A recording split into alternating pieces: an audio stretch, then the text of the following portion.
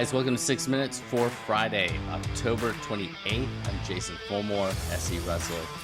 And we are here to break down the 5A and 4A Georgia preseason team rankings with Fat and Scrappy's Lucas Da Silva. But yesterday was a busy day in wrestling, so I want to make sure that we cover a few things, talk about a few things before I get to my conversation with Lucas. So first and foremost, shout out to Kaiser, St. Thomas, and St. Andrews. Those three teams kicked off the wrestling season, and if you didn't tune in, you missed a good one, especially the St. Thomas versus Kaiser match, which I think, and I was watching it while I was doing 100 other things, but I believe Camden County's Hayden Malson really came through big time for Kaiser in a big win against St. Thomas up at 197, I think it was. And that proved to be the difference in the duel between those two teams. Anyway, some good wrestling back and forth between the teams. I got to see a few things out of St. Andrews as well, which was pretty awesome, given the fact that Coach Camp is new. It's not a new program, obviously. It's been around for a while, but yeah, they're kind of starting fresh, and especially in the St. Thomas match, they went out and they battled exceptionally hard. They didn't get any wins, and Kaiser took both wins against both those teams, and then St. Thomas beat St. Andrews. But still, you like to see them go out and compete, and get after it.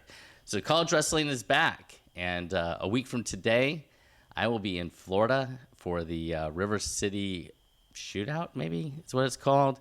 Wisconsin and Buffalo and Iowa State.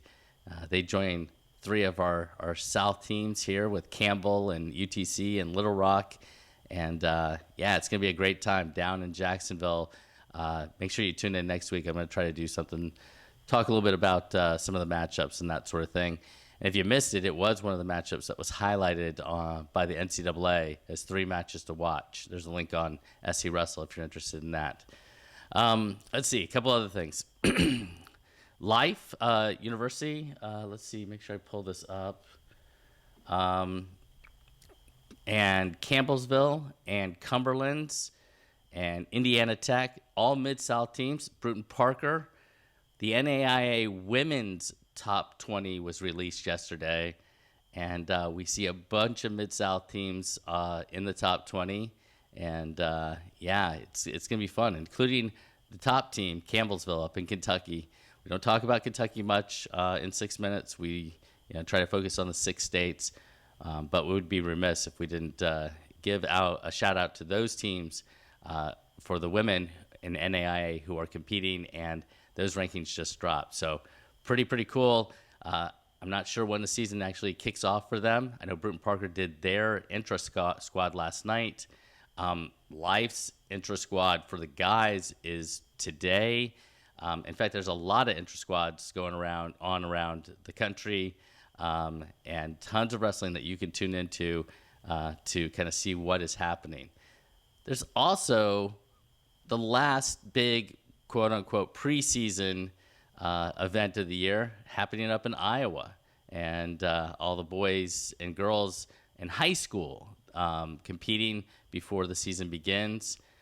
Georgia and Alabama are into their season in terms of practices and such. We haven't actually kicked off the actual wrestling yet, and this is their one final time to get on the mat on a national stage before we shift our focus over to making a run for a state title. So anyway, ton going on. I try to post everything on social media. I try to post everything onto the website. I've got a bunch of previews I'm working on for Georgia and Alabama. Look for things next week. And my continued conversations with Lucas Da Silva as it relates to 7A and 6A and the class for class. Hope to have Jackson Bass talking about Alabama's teams. Coach Ham talking about Tennessee. In a couple of weeks, we'll talk to Brant Parsons about teams in Florida and their top 10.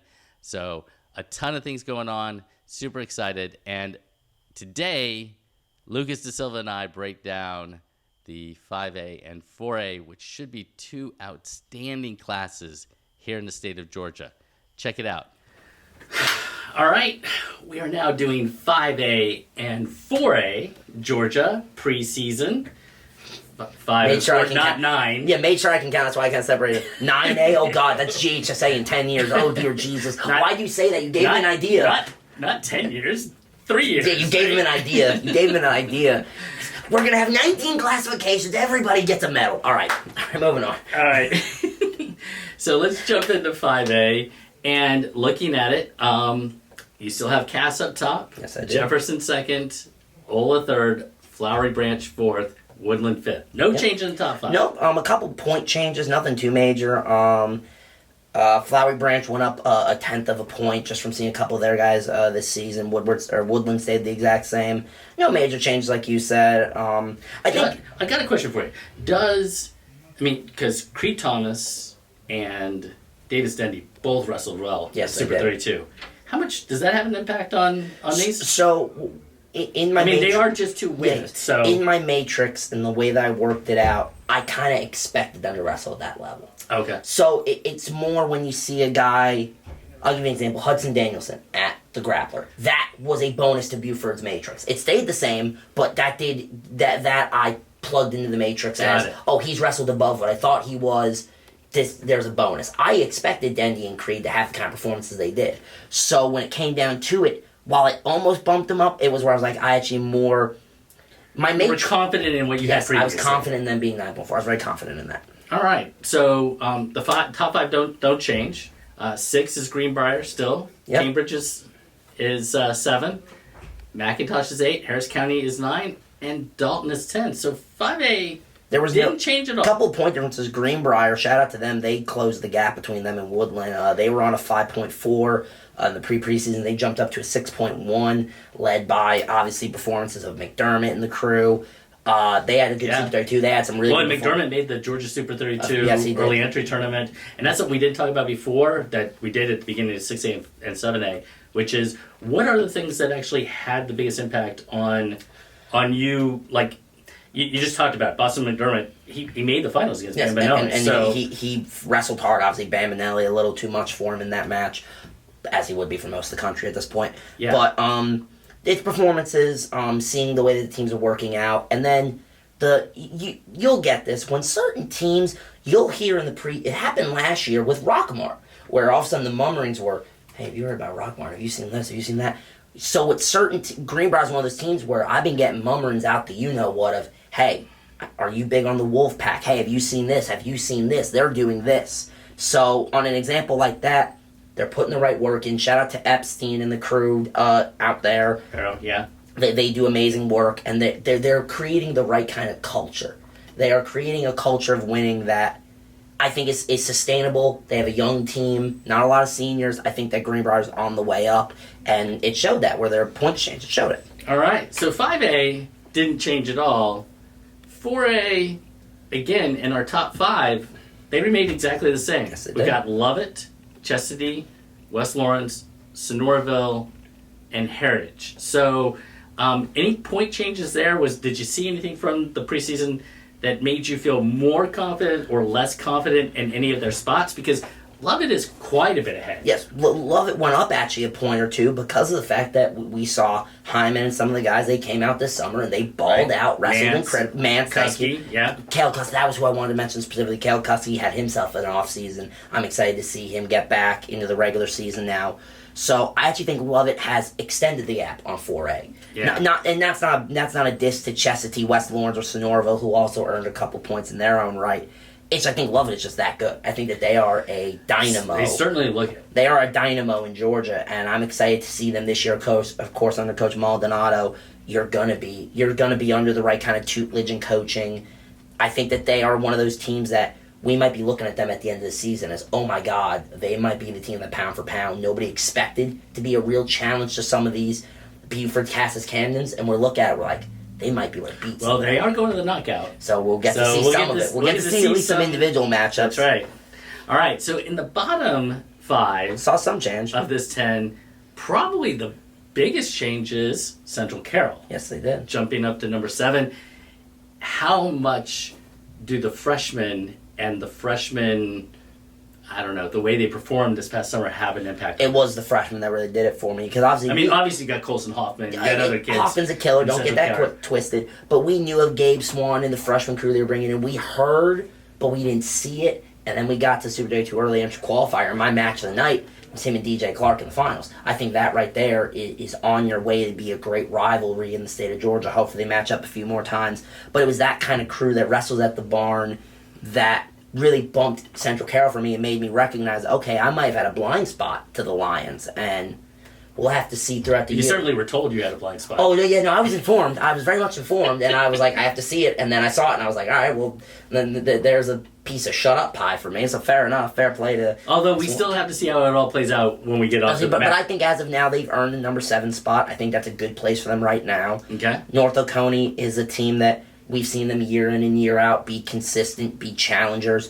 Heritage, same thing. Sonoraville, we know what we get out of Sonoraville. West Lawrence, your defending duals champions. Chestatee, love it. Again, the teams ahead of them, I almost feel like Central Carroll hasn't hit the same kinds of consistent heights as they have to an extent. Well, not yet, but they haven't really had an opportunity. That's what I'm saying, not yet. Right. They are on the come up. It's a similar thing to Greenbrier where they're building the right culture, and that it's that once they grow and we see them further develop, that we'll really get to see how far the Lions can go. So we got North Oconee, Central Carroll, Walnut Grove, Troop, North Hall, all teams that were there before except for Central Carroll. And your number 10 team in the preseason was Holy Innocents, who dropped out, and then, which isn't surprising with Central Carroll jumping up. And then the only other team that jumped into the outside looking in, because I rank every team obviously, but when teams start hitting scores of 2.1, I stop putting them in the outside looking in.